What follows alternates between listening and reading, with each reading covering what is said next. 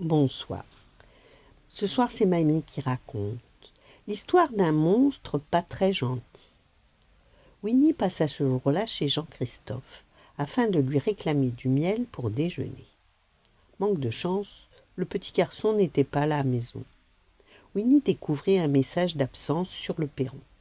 Mais comme il ne savait pas lire, il eut la terrible impression que ce mot mystérieux n'annonçait rien de bon. Pourvu que Jean-Christophe n'ait pas laissé ce message pour appeler au secours, fit-il en se précipitant à l'arbre de maître Hibou. Le savant volatile recevait justement ses amis dans son nid douillet. Il fêtait ainsi la nouvelle queue qui venait d'offrir à Bourriquet, une ardoise avec le mot queue écrit dessus à la craie. « Maître Hibou !» cria Winnie en arrivant, tout essoufflé. « Jean-Christophe a laissé un message sur sa porte. »« Voyons cela, » dit l'oiseau. « Il est noté. Je ne serai pas long. Mes amis, Jean-Christophe nous informe qu'un horrible poil long l'a capturé. »« Quoi ? Un quoi ?» bredouilla Porcinet apeuré.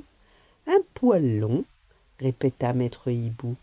Comme il voulait toujours tout savoir, il ajouta d'un ton assuré. « Je connais bien ce monstre, je l'ai déjà rencontré.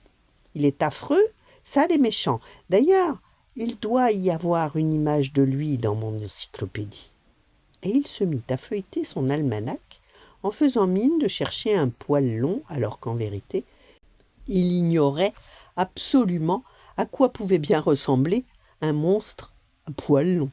« Tiens, c'est étrange, je n'ai rien trouvé, admit-il finalement en refermant son encyclopédie.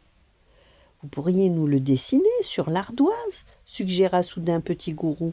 « En effet, répondit maître Hibou sans hésiter, et il improvisa à la craie le portrait d'un gros monstre plein de poils, avec 2 grandes cornes et un anneau dans le nez.